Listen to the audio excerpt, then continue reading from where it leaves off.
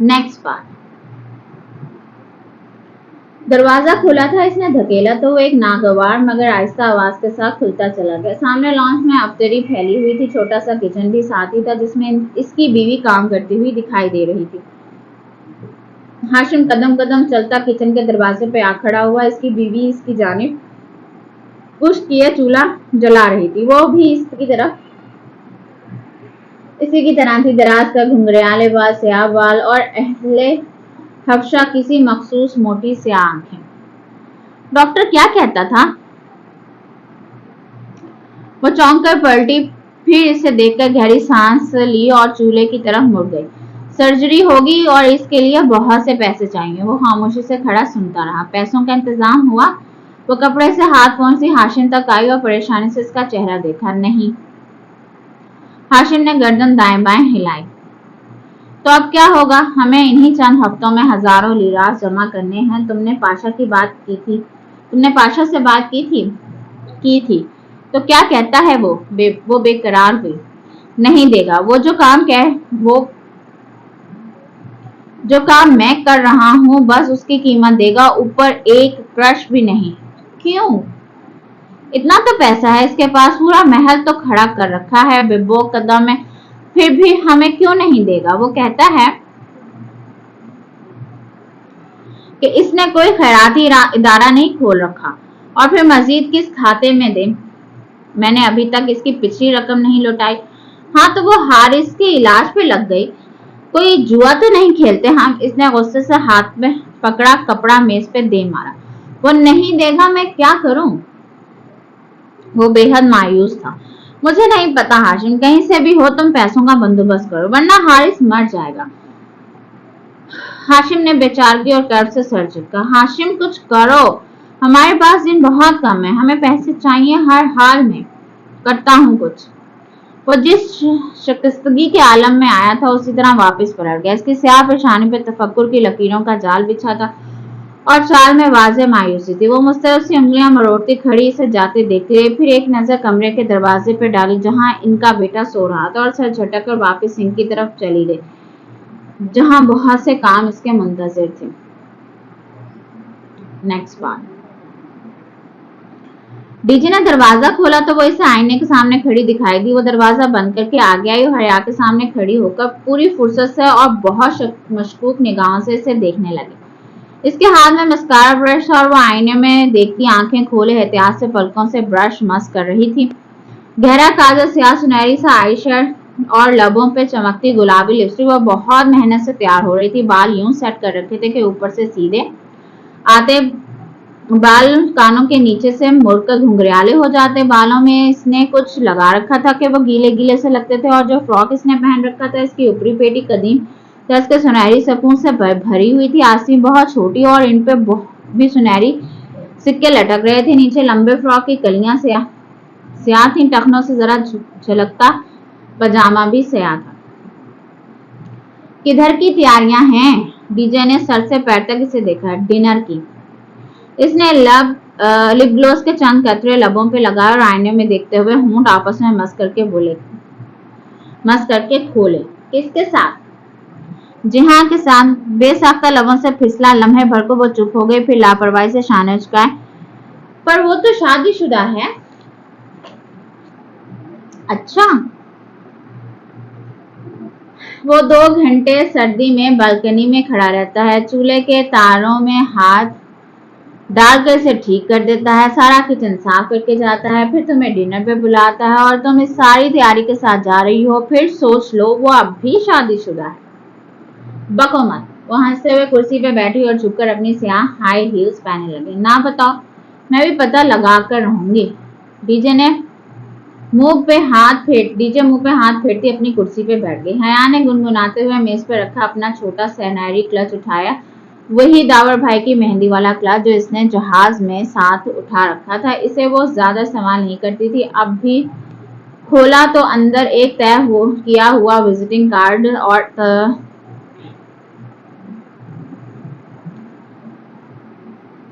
तसलात का calling card भी रखा था जो उन्होंने अबू ज़ैबी में खरीदा था। इसने मोबाइल, पैसे और सबांजी का आईडी कार्ड अंदर रखा। क्लच छोटा था, खाले का दिया गया मोटा भद्दा मोबाइल इसमें पूरा नहीं आ रहा था, तो इसने मोबाइल हाथ में पकड़ लिया और अच्छा मैं चली कहकर हैंगर पर लटका अपना सफेद नरम कोट एक हाथ से खींचकर उतारा और बाहर लटकी। बारीक लंबी हील से पथरीली सड़क पर चलते हुए इसने कोट सीधा किया और पहना, फिर चलते चलते सामने से बटन बंद किए।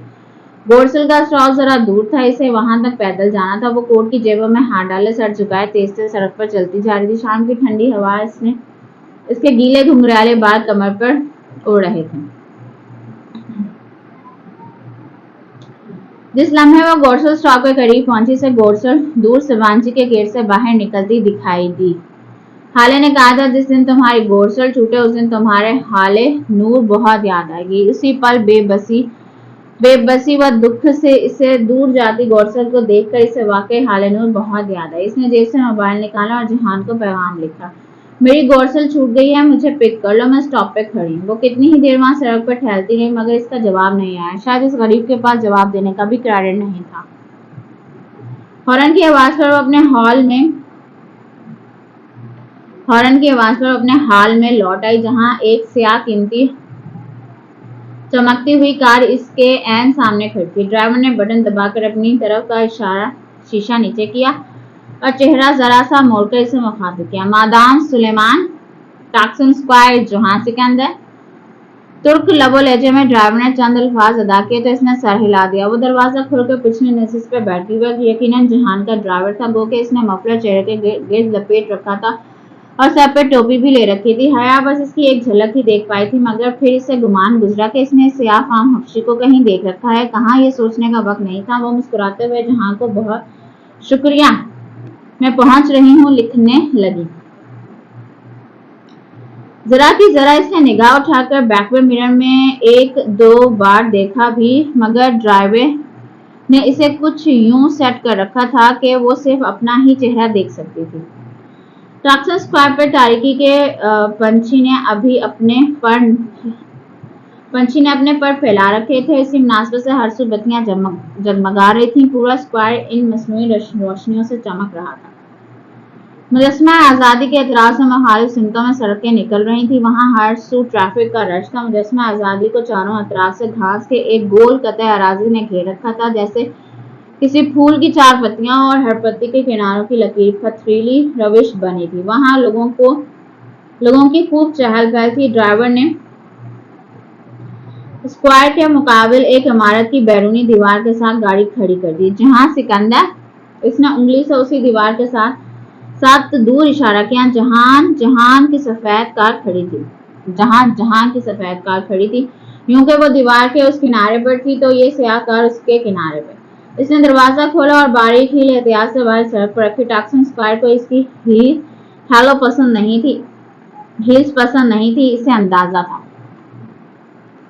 वो अपनी गाड़ी के साथ ही खड़ा था। बोनट खोलकर वो झुके हुए कुछ तारें जोड़ रहा था। स्याह जैकेट और जींस में मलबूस हमेशा की तरह आम से हुलिये में। वो कोट की जेबों में हाथ डाले सहज चलती इस तक आई। वो कुछ गुनगुनाते हुए एक तार को दूसरी तार के साथ जोड़ रहा था। हिल की टक पर रुका, गर्दन घुमाकर इसे देखा। अस्सलाम वालेकुम। इसे देखकर मुस्कुराते हुए सीधा हुआ। वालेकुम अस्सलाम। इस तारीख कोने में क्या कर रहे हो? मेरी कार हर खास मौके पर दगा दे जाती है। अभी मसला करिए, खैर मैं फिक्स कर लूंगा। वो हाथ झाड़ते हुए लापरवाही से बोला। वो तो तुम कर लोगे, मुझे पता है। जहां सिकंदर के पास हर मसले का हल होता है। वो धीरे से हंसी। तुम बताओ, पूरे स्क्वायर पर मुझे तलाशते तुम्हें कितनी देर लगी? और बस पे आई हो? नहीं, तुम्हारी भेजी गई शॉफर ड्रोन कार में आई हूँ। वो धीरे से हंसिया। ये तंज करना कहाँ से सीख लिए हैं तुमने? मैं इतना गरीब भी नहीं हूँ कि तुम यूं मजाक उड़ाओ। वो हंसकर सर झटका। अब बोनट बंद कर रहा था। हया ने गर्दन फेरकर पीछे देखा। तवील दीवार के इस सिरे पे वो स्याह कार उसी तरह खड़ी थी। तुम्हें मेरा मैसेज नहीं मिला? वो कदरे बेचैनी से बोली। मैसेज? जहान ने जब जेब थपथपाई। मेरा मोबाइल कहाँ गया? इसने दूसरी जेब में हाथ डाला, अपना स्मार्टफोन निकाला, फिर इसकी स्क्रीन को उंगली से छुआ। नहीं, इसने स्क्रीन हया के चेहरे के सामने की। वहां इनबॉक्स खुला था और हया का कोई पैगाम न था। हया ने बेख्तियार अपने हाथ में पकड़े फोन को देखा। इस पे पैगाम रुकने का निशान नजर आ रहा था। इसने जल्दी से बटन दबाते हुए आउटबॉक्स खोला। इसके दोनों पैगाम वहीं फंसे हुए थे। ओह, बैलेंस बिल्कुल खत्म था। जाहिर है फिर मैसेज कैसे जा सकता है। कोई खास बात थी क्या? वो कार लॉक कर रहा था। तुमने मुझे इस पार्किंग एरिया में डिनर कराना है या किसी मुहज्जिज जगह पे? वो बात बदल गई। कनखियों से इसने उस लश पर चमकती स्याह कार को देखा जो दूर खड़ी थी। इसे किसने भेजा था और वो कुछ भी समझने से कासिर थी। अगर ये कार मेरा इतना वक्त जाया ना कराती तो मैं अब तक किसी रेस्टोरेंट में जगह ढूंढ भी चुका था, लेकिन अब भी देर नहीं हुई। दोनों साथ साथ सड़क के किनारे चलने लगे। इस्तकलाल स्ट्रीट नामी वो तवील गली टॉक्सन स्क्वायर के साथ ही निकलती थी। वो हफ्ते की रात थी, सो इस्तकलाल स्ट्रीट रोशनियों में नहाई रंगों और कुमकुमों से सजी रौनक के उरूज पर थी। वहां लोग हमेशा की तरह दोनों तरफ में तेज तेज चलते जा रहे थे, मगर गली के दोनों जानिब चमकते शीशों वाली शॉप्स और रेस्टोरेंट में खासा रश था। वो आगाज में ही दाएं हाथ की कितार में बने एक रेस्टोरेंट में चले आए। जर्द रोशनियों से मुज़य्यन छत और जगमगाते फानूस ने रेस्टोरेंट के माहौल को एक ख्वाबनाक सा तासुर दे रखा था। इस कोने वाली खाली मेज के साथ रखे स्टैंड पर हया ने कोट उतार कर लटकाया और जहां के मुकाबिल कुर्सी खींचकर बैठी। जर्द रोशनियों में इसकी फ्रॉक के सुनहरे सिक्के चमकने लगे। इसने दाएं बाजू में एक सुनहरी कड़ा पहन रखा था। अब वो कोहनी मेज पर रखकर बाएं हाथ की उंगली से कड़े को घुमा रही थी। सुनहरी क्लच और मोबाइल इसने मेज पर रख दिया था। ओह, आपने देखा कितनी मंजर कशी की हुई है तुर्की की, कि अगर आपने तुर्की नहीं भी देखा तो इस निम्रा अहमद के नॉवल से आप तुर्की को बहुत आसानी से अपने दिमाग के खुलियों से देख सकते हैं। एक तो तुर्की की मंजर कशी, ऊपर से जो वहां पे मौजूद सिनेरियो होता है उसकी मंजर कशी। इसकी वजह से नॉवल तवील होता है। अगर आप इसको खुद पढ़ रहे हो तो स्किप कर जाते हैं ऑब्वियसली, लेकिन मैं आप तक पहुंचा रही हूँ तो मैं क्यों स्किप करूंगी, तो मैं पूरा ही पढ़ूंगी।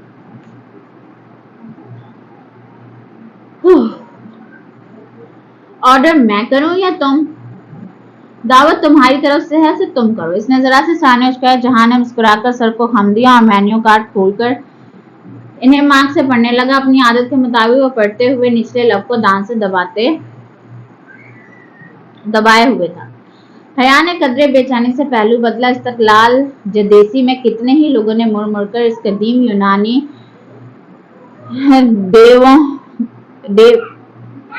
देवियों के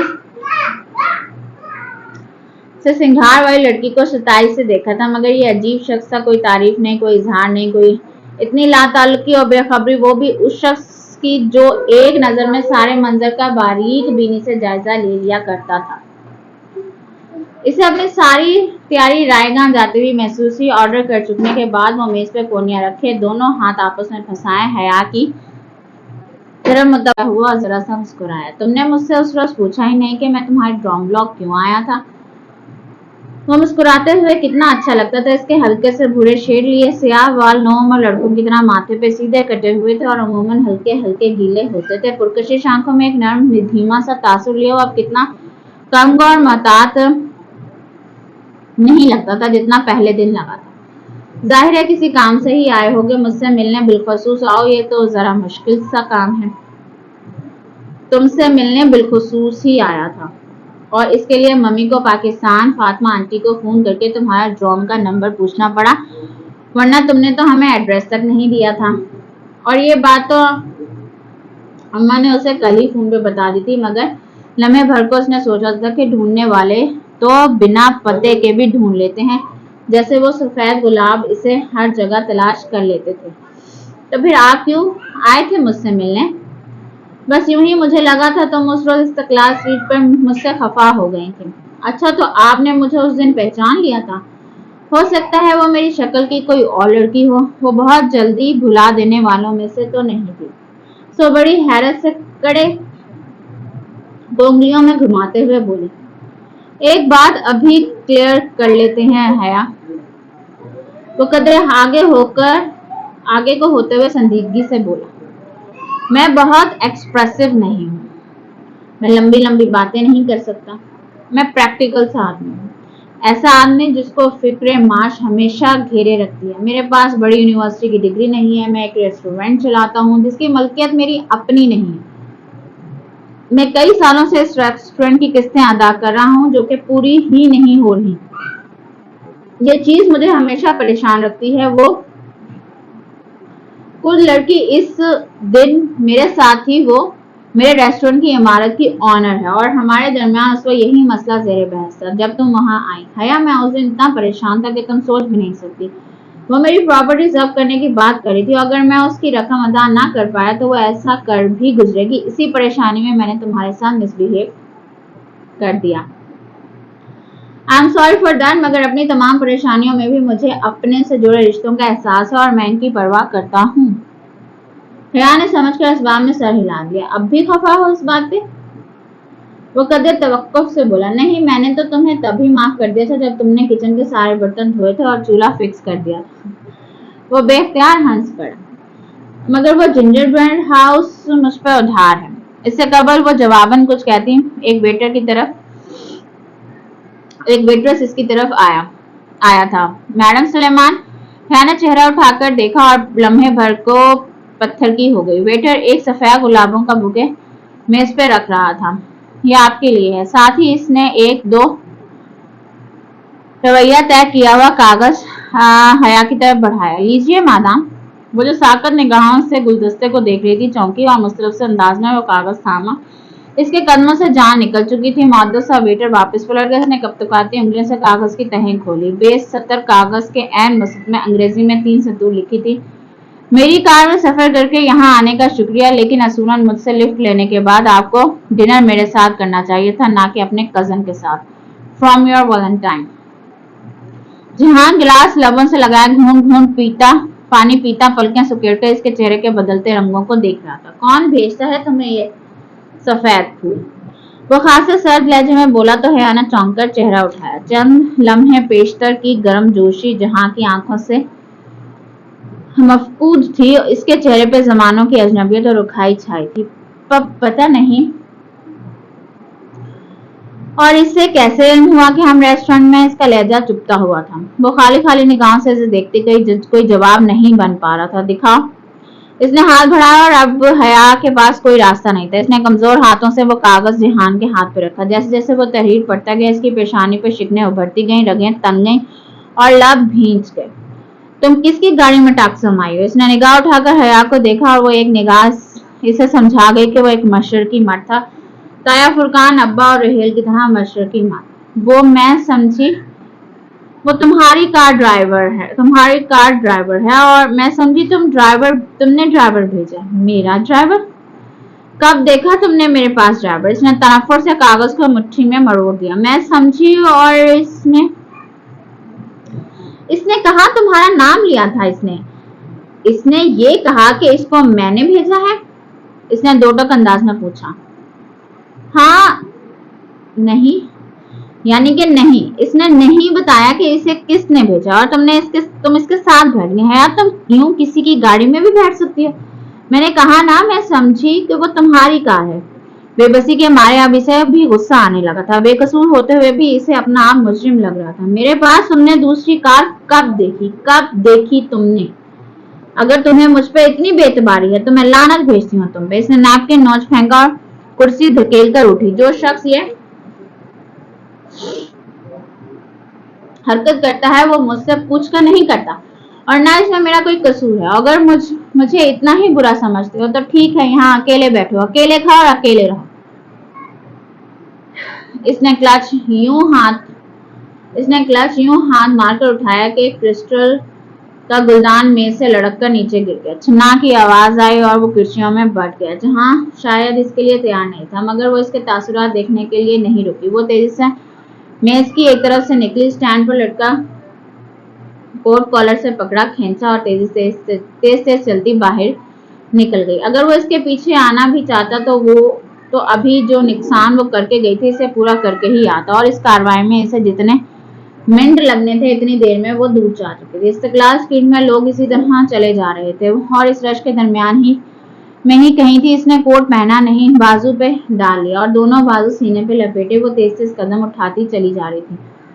आंसू मुतवातिर इसकी आंखों से गिर रहे थे। वो इसके पीछे नहीं आया और अगर आया भी तो वो इस शोर और रश में ना इसे देख पाई और ना इसकी आवाज सुन पाई। बस इस तरह चलती रही। इस्तिक्लाल स्ट्रीट का आखिरी किनारा मुड़कर वो टॉक्सन्स कार में दाखिल हुआ। बिल्कुल सीध में चलती हुई टॉक्सन पार्क की तरफ बढ़ गई। तारीख पार्क के एक गोशे में वो संगी बेंच वीरान पड़ा था। वो गिरने के इस अंदाज से इस बेंच पे बैठी और चेहरा दोनों हाथों में छुपाकर फूट फूट कर रो रही थी। अना, खुददारी, इज्जत नास और अपनी जात के वकार के वो सारे असबाब जो वो हमेशा खुद को बढ़ाती और याद दिलाती रही थी, आज बहुत जिल्लत के साथ चकनाचूर हुए थे। वो शख्स कब इसको यूं जलील नहीं करता था, यूं बेमोल बेवकत नहीं करता था। इसे एक मौका भी नहीं दिया जाता था। हमेशा हर दफा वो यही करता था या फिर ऐसा हो जाता था। आखिर कब तक यूं चलेगा? बहुत गिरा लिया इसने खुद को, बहुत झुका लिया, बहुत बेमोल कर लिया। अब वो मजीद नहीं झुकेगी। अब इसे झुकना पड़ेगा। अब उसे झुकना पड़ेगा। बस आज ये तय हो गया था। इसने बेदर्दी से आंखें रगड़ते हुए सोचा, फिर इर्द गिर्द फैली रात को देखा तो वापसी का ख्याल आया। इसने गोद में रखा सुनहरी क्लच खोला ताकि मोबाइल निकाल सके, मगर वो मोबाइल तो इसमें पूरा ही नहीं आता था। वो तो इसने मेज पर रखा था और वो कोट उठाए बाहर भागी। अपना तुर्की वाला भद्दा मोबाइल वो इस रेस्टोरेंट में छोड़ आई थी। इसे हर हाल में मोबाइल वापस उठाना था, चाहे जिहान से सामना हो या ना हो। चंद मिनट बाद वो हामती हुई इस्तिक्लाल स्ट्रीट में इस रेस्टोरेंट का दरवाजा धकेल कर अंदर दाखिल हुई तो कोने वाली मेज खाली थी। वो दौड़कर इस मेज तक गई और इधर उधर चीजें उठाकर अपना मोबाइल तलाशा, मगर वो कहीं नहीं था। क्रिस्टल के टूटे गुलदान की कुर्सियां अभी तक फर्श से उठा ली गई थी। Problem madam? वो आवाज पे पलटी तो वही बावर्दी वेटर जिसकी नाक पे मोटा सा तिल था, मुतफक्कर सा खड़ा, वो बुके इसी ने इसे लाकर दिया था। मेरा मोबाइल था इस मेज पे। वो परेशानी से घुंघराली लेटें कानों के पीछे और उसकी मेज पे चीजें फिर से इधर उधर करने लगी। जी हाँ, पड़ा था, मगर जब आप गुलदान गिरा कर गई तो आपके साथ जो साहब थे उन्होंने वो मोबाइल रख लिया और मुझे कहा था कि अगर आप आए तो मैं बता दूं कि वो फोन इन्हीं के पास है। वेटर ने टूटी फूटी अंग्रेजी में इसे बताया। वो अच्छा। इसके तने हुए आसार ढीले पड़ गए। मिलने का एक और बहाना। वो चला गया। जी, वो बिल पे करके फौरन आपके पीछे बाहर दौड़े थे। आपको नहीं मिले? नहीं, शुक्रिया। वो फूलों के मुतालिक कुछ पूछने का इरादा तक करके बाहर निकल आया। इस्तिक्लाल स्ट्रीट पर कदम रखते हुए इसने कोट पहन लिया। अब इसे काफी देर तक टॉक्सन्स कार पर गोरसल के इंतजार में बैठना था। Next part. डीजे खामोशी से मोबाइल के बटन दबाती नंबर मिला रही थी। बटनों के टू टू ने रूम की खामोशी में जरा सा इर्ताश पैदा किया था। कॉल का सर्च बटन दबाने से पहले इसने नजर उठाकर अपने मुकाबले कुर्सी पर बैठी हया को देखा, जो पूरी संजीदगी से इसकी तरफ मुतवज्जा थी। मगर हया, मैं इसे कहूंगी क्या? यानी कि हया को अपना मोबाइल चाहिए और वो इसे वापस करे। मगर वो वापस कैसे करेगा? ये इसका मसला है, तुम कॉल मिलाओ। वो झुंझुलाकर बोली। डीजे ने सर हिलाकर सर्च बटन दबाया, स्पीकर ऑन कर दिया और फोन अपने लबों के करीब ले आई। दूसरी जानिब तवील घंटियां जा रही थीं। वो दोनों दम सादे घंटियां सुनती गईं। पता नहीं तुम्हारा मोबाइल किधर पड़ा है, इसके नंबर पे कर लेते हैं, शायद इस पे ही वो उठा ले। तभी कॉल उठा ली गई। हेलो। वो जहां ही था, अजली मसरूफ अंदाज। अस्सलाम वालेकुम, मैं डी खदीजा बोल रही हूँ। 10 जहां। खदीजा, ऐसा है कि ये फोन मेरे पास है। हया रेस्टोरेंट में भूल गई थी। वो मसरूफ सा लग रहा था। पीछे बहुत से लोगों की बोलने की आवाजें आ रही थी। शायद वो रेस्टोरेंट में था। मुझे पता है, इसलिए तो कॉल की है। ओके। वो गहरी सांस लेकर बोला। हया किधर है? वो जरा मसरूफ थी तो मैंने सोचा मैं आपसे बात कर लूं। बात करते हुए डीजे ने एक नजर हया पर डाली, जो दम सादे कुर्सी के किनारे पे आगे होकर बैठी इसे देख रही थी। जी कहिए। बात यह थी कि मैं और हया कल प्रिंस आइलैंड पे जाने का सोच रहे थे। इनफैक्ट हम प्रिंस आइलैंड के सबसे बड़े जजीरे बेओक अदा जाएंगे। हया ने नासमझी से उलझकर इसे देखा, फिर नफी में सर हिलाकर रोका, मगर वह मजे से कहे जा रही थी। ओके, तो आपको फोन चाहिए? नहीं, फोन आप अपने पास रखें, ऐश करें, हमें बस कंपनी चाहिए। डीजे जलील। वो बिना आवाज के लब हिलाकर चिल्लाई और डीजे की कोहनी मरोड़ी, मगर डीजे हाथ छुड़ाकर उठी और दरवाजे के करीब जा खड़ी हुई। कल तो मैं जरा मसरूफ हूँ, आपके साथ नहीं चल सकूंगा। तो परसों सुबह चलते हैं। नहीं, वो हाथ से इशारे करती इसे बाजू रखने की कोशिश कर रही थी। परसों तो मुझे शहर से बाहर जाना है, वो कह रहा था। फिर जुम्मे को मेरी एक मीटिंग है और बेओकदा में तो पूरा दिन लग जाता है। फिर तो आप हफ्ते को भी मसरूफ होंगे, डीजे ने मायूसी से कहा तो वो दूसरी जानिब चंद लम्हे की खामोशी छा गई। इनफैक्ट हफ्ते को मैं वाकई फारिग हूँ। ठीक है, हफ्ते को मैं आपके साथ चल सकता हूँ। वो जैसे बहुत बादल नाख्वास्ता तैयार हुआ था। बस फिर ठीक है, हम सुबह वाली गोरसल से कदीकोए की बंदरगाह पे पहुंच जाएंगे। आप भी 7 बजे से पहले इधर हमारा इंतजार कीजिएगा। वहां से हम फिर इकट्ठे फेरी में सवार होंगे। ठीक मैडम। और हाँ, तब तक हमारा फोन इस्तेमाल कर सकते हैं आप। मैं आपका एहसान ताउमर याद रखूंगा। वो जरा सा हंसकर बोला। वो फोन बंद करके वापस आई तो हया खामोशी से इसे घूर रही थी।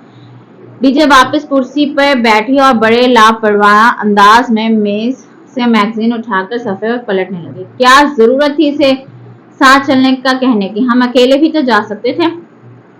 क्योंकि मुझे इसके शादीशुदा होने में अभी भी शक है।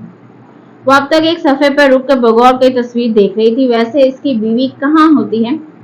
यहीं इस्तांबुल में। वो बददिली से पीछे होकर बैठ गई। इसकी क्या अपनी बीवी से कोई लड़ाई है? कभी जिक्र नहीं करता इसका।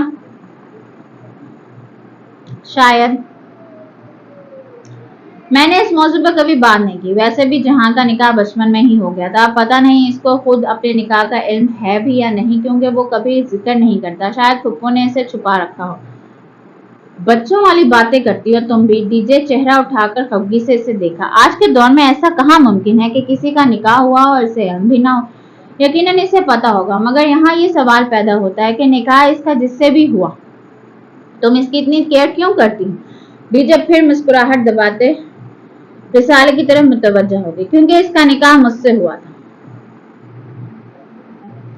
वो ऐसा से बोलते डीजे ने एक झटके से सर उठाया। यानी ओ गॉड, तुम्हारे से निकाह हुआ था? तो वो तुम्हारा क्या लगा? सुतेला मामू लगा। वो बिगड़ कर बोली और अपने बैंक की तरफ बढ़ गई। ओह माय गॉड, तुमने मुझसे इतनी बड़ी बात छुपाई। डीजे अभी तक बेयकीन थी। अब तो बता दी है ना। अब जाओ, क्लास का टाइम होने वाला है और आज मैं कैंपस नहीं जाऊंगी।